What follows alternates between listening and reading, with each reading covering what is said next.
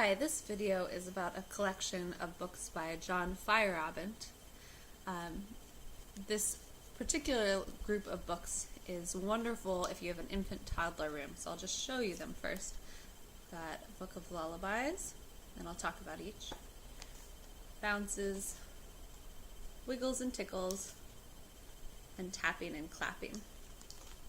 So we'll start with lullabies. The author is a professor at the Hart School of Music, and he was also the president of the Kodai Society, so very reputable. So looking in these books, it's got a little bit about how to sing a lullaby with your child or with the children in your care, about rocking and holding, and talks a little bit about the cultural significance of lullabies, and then getting into the actual music. It's notation, it's the vocal notation. So these are the notes that you would sing and the rhythms that you would sing along with the lyrics right below. If you don't play piano or an instrument, this book might be a little difficult for you, but it is a good stepping off point.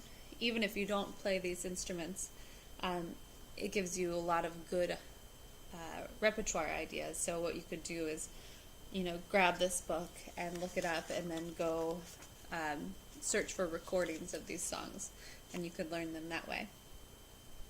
It's got different verses. This book is primarily just the music, and sometimes if it's required, it's got a translation. So yeah, there's the lullaby book. And then, okay, this one's tapping and clapping. So this book is really nice because it's bringing back practices that people used to do with children, but not so much anymore. So I'm going to just read this for you. It says about tapping. And it says, not too long ago, much baby play centered around playing with baby's feet, such as tapping on the bottom of the baby's feet while pretending to put on horseshoes or repair worn-out shoes. Sometimes the tapping represented a flea climbing up from the toes to the head and back again. Sometimes baby's face was gently tapped while naming various persons or objects. Tapping encourages a feeling for the beat in rhyme and song while entertaining baby with imaginative play. So I like these exercises, and always done with respect and, acknowledging how your baby is feeling about this play. When I was checking out these books for some research for my class, I did them with my son, who's 2, and he really enjoyed that play and continues to ask for it. So in this book, some of it is presented in musical form, where the notation is actually written out like this. So this is a song, but then some of it is just more like a chant. So you could see a hickory dickory dock. And some people sing hickory dickory dock as a song, but you could also just say it. Hickory dickory dock, the mouse ran up the clock. The clock struck 1 and down he ran. Hickory dickory dock. And under each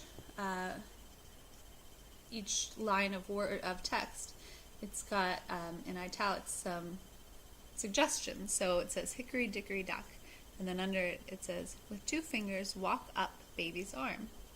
The mouse ran up the clock. The clock struck 1, kissed the baby's forehead, and down he ran with 2 fingers, walked down baby's arm. Hickory dickory dock. So obviously you don't say what's in the italics. You just do those actions with your child. Yeah, I think that's a really beautiful book. And then it's kind of in sections about, so head, shoulders, knees, and toes are all about body. And I think it really helps the children develop body awareness and, like he said, develop that internal sense of rhythm. So that's a really nice collection. And then Wiggles and Tickles. That's what that looks like.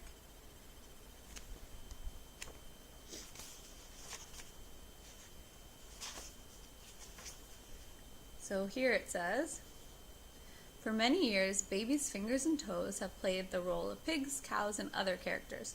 These playful rhymes continue to provide adults with a natural way to interact with their infants and toddlers in a mood of hushed wonder.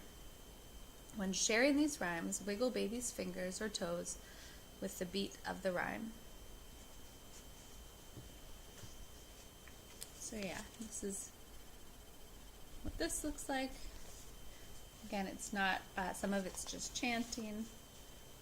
And a lot of these, I mean, I know some of them, but a lot of them I don't know, so it's very obvious that he did a lot of research for these books.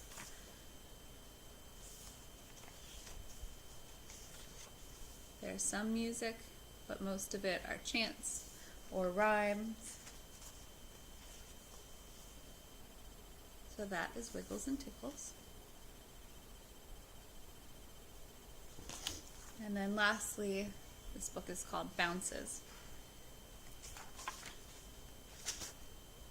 Here it says, for very young infants, sit on the floor or in a chair and have baby lie on your legs facing you. Gently lift and lower your legs while singing or chanting bounces. When baby is old enough to support his or her head, sit on the floor with your legs crossed, with the baby sitting on a knee, or sit in a chair while the baby straddles one knee. Support baby while you gently bounce him or her, keeping beat with the song or rhyme. So that's what this looks like. Some of it is music or songs. Some of it is just chants. So like here are some chants. Yeah. So that's that book. So with all these books, like I said, they'd be great for infants and toddlers. But it's always important to look at your child and see how they're reacting to these games. Some children will love it. Some children, it might make them uncomfortable. In which case you can still sing with the child and do the chants with the child. Just be mindful of how the child is reacting. So again, that is John Fierabend.